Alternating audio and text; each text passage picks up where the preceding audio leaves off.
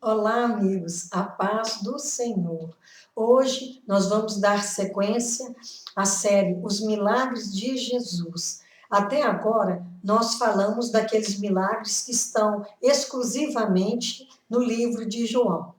O milagre que nós vamos tratar hoje também está no livro de João, mas também nos outros evangelhos. É a multiplicação de pães e peixes por Jesus.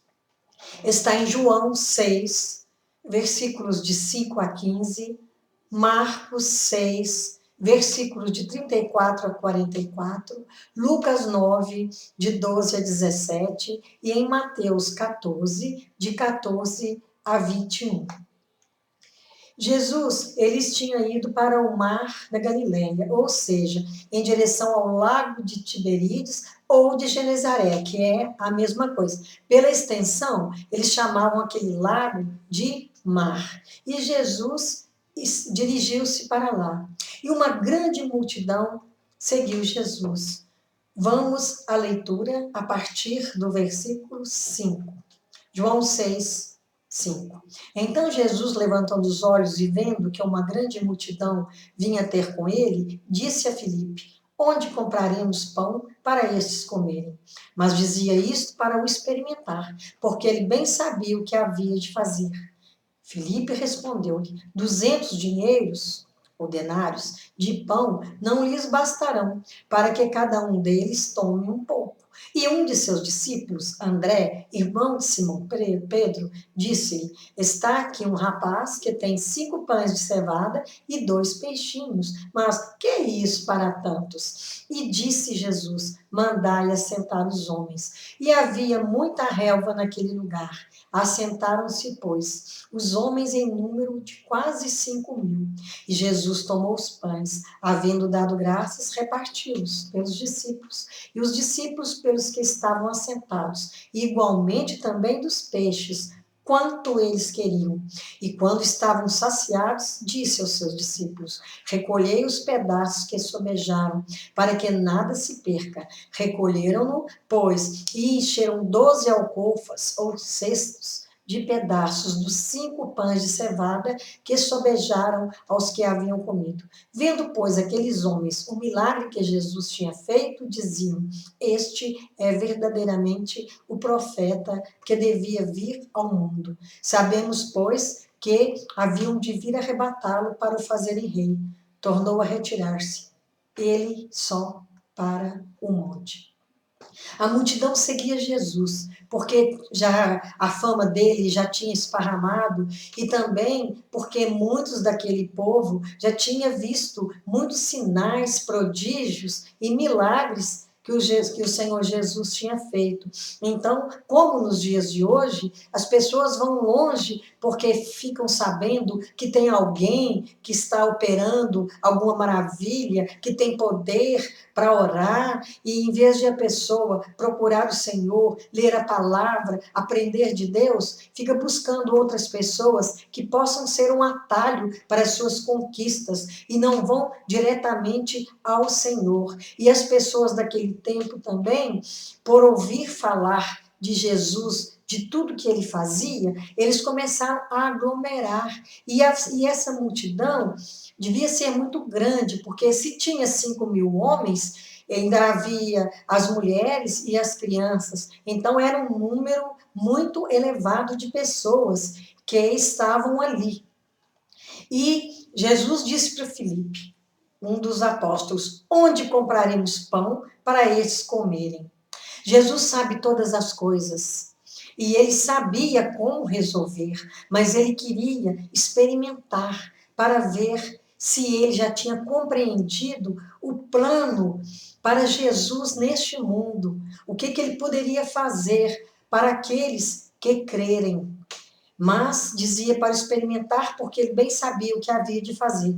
Mas a resposta de Filipe é que nem que eles tivessem 200 denários, Denário é o dinheiro da época, cada denário era um dia de trabalho. Então, Filipe quis dizer o seguinte: ainda que tivéssemos o equivalente a 200 dias de trabalho, seria quase um ano se a gente contar os dias úteis. Então, quase um ano de trabalho não daria nem para começar. Então, ali o Filipe pensou apenas na impossibilidade, na limitação humana, o que o homem pode fazer, não no poder de Deus, no que Deus possa fazer. Tinham visto tantos sinais, tantos prodígios, ouviram falar de tantas maravilhas, mas os seus próprios discípulos ainda duvidavam. E ele, racionalmente, viu que o dinheiro para atender a tanta gente, para alimentar tantos, era impossível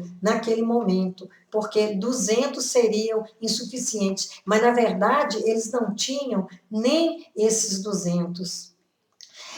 No livro, tem diferença entre os livros, porque no livro de Marcos, Lucas e Mateus, Jesus fala, dai vós de comer.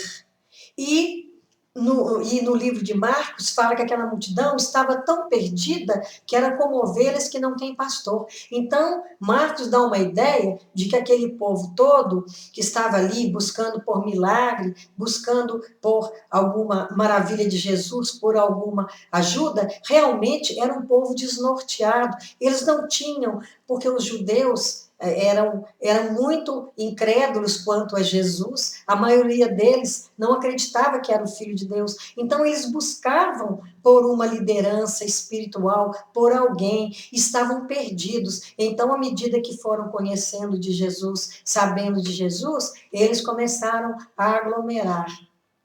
E também nesses livros fala que é para despedir, para que eles fossem até as aldeias próximas e comprassem o pão. E quando Jesus fala, dai vós de comer, em Marcos, Lucas e Mateus, colocou eles numa situação muito complicada, porque o próprio Jesus, que eles tinham visto fazer tantas maravilhas e prodígios, estava passando aquela responsabilidade para eles. E tinha um rapaz, eles já deviam estar pensando também, os apóstolos, sobre a comida, já deve ter dado uma olhada se alguém tinha alguma coisa para comer, porque eles sabiam que tinha um rapaz ali no meio da multidão que tinha 5 pães de cevada e 2 peixinhos. Então, o André, irmão de Simão Pedro, falou, está aqui um rapaz que tem 5 pães e 2 peixinhos. Então, ele já tinha olhado se tinha alguém que tinha condição de alimentar ali. Mas o que era para alimentar tanta gente? Quando ele fala do rapaz que tinha levado esse alimento, dava a entender que Filipe tinha compreendido alguma coisa, que aqui poderia acontecer alguma coisa a partir disso.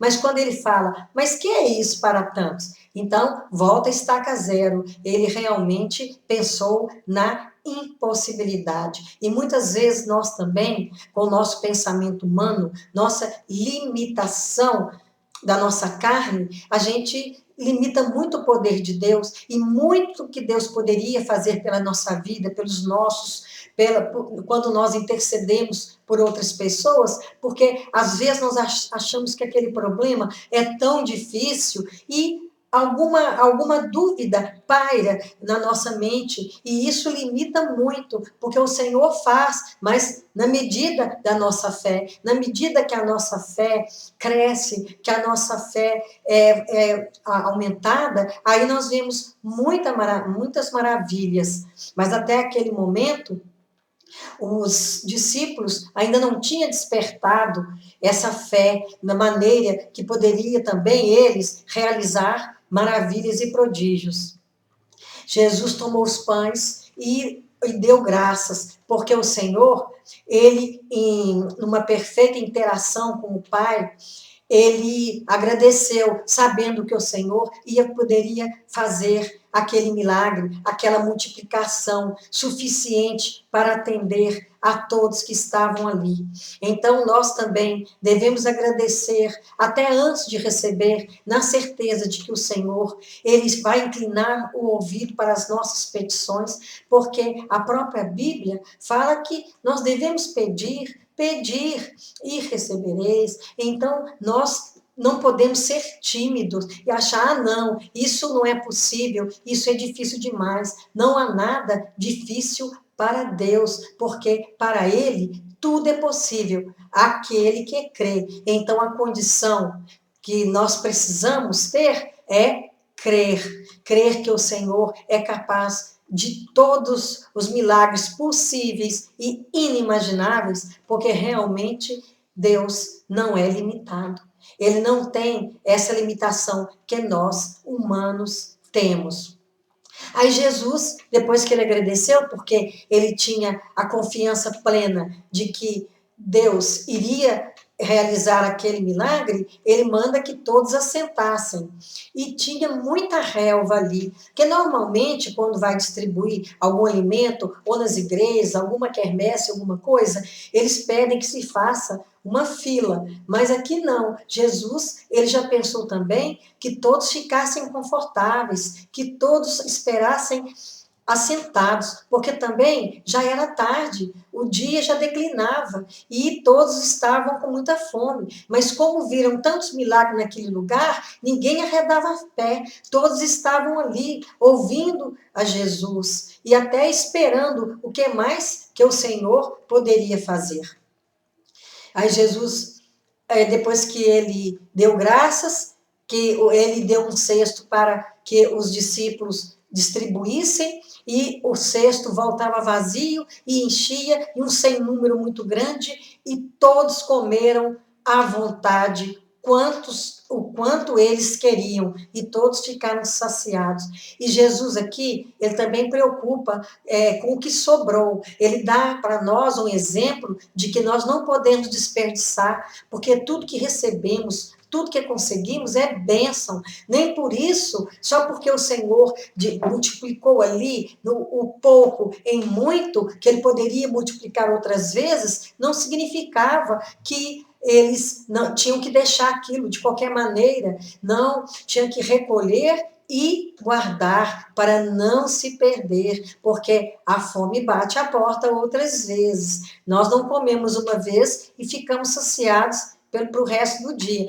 Não, nós temos que estar sempre alimentados quando temos fome. Assim também como a oração. Não basta eu vou fazer uma oração de manhã e essa oração vai ser tão completa que eu não vou precisar mais orar durante o dia. Não, nosso espírito também tem fome. Nós temos que orar e temos tantas possibilidades de orar durante o dia. São tantas bênçãos e mesmo não vendo bênçãos no momento, nós temos que agradecer pelo que nós já temos, pelo que nós somos, pelo que o Senhor tem feito em nossa vida, pelo que o Senhor tem transformado em nós através do Espírito Santo.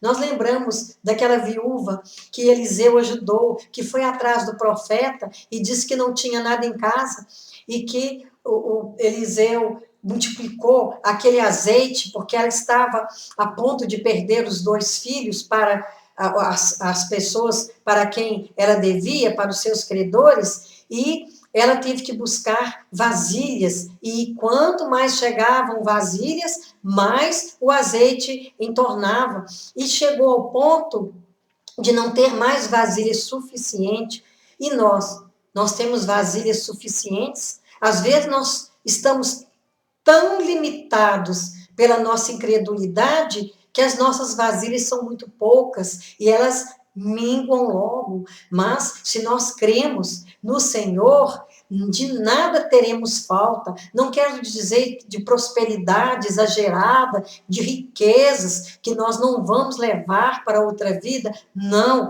nós seremos sempre saciados, moral, espiritualmente, afetivamente, porque o Senhor, Ele está sempre nos abençoando quando nós estamos com o coração voltado para Ele, crendo, sem nenhuma sombra de dúvida. E aquela viúva disse que não tinha nada, mas na verdade, às vezes muitas pessoas dizem que não tem nada, mas se pensar direito, se analisar sua própria vida, ela tem muito.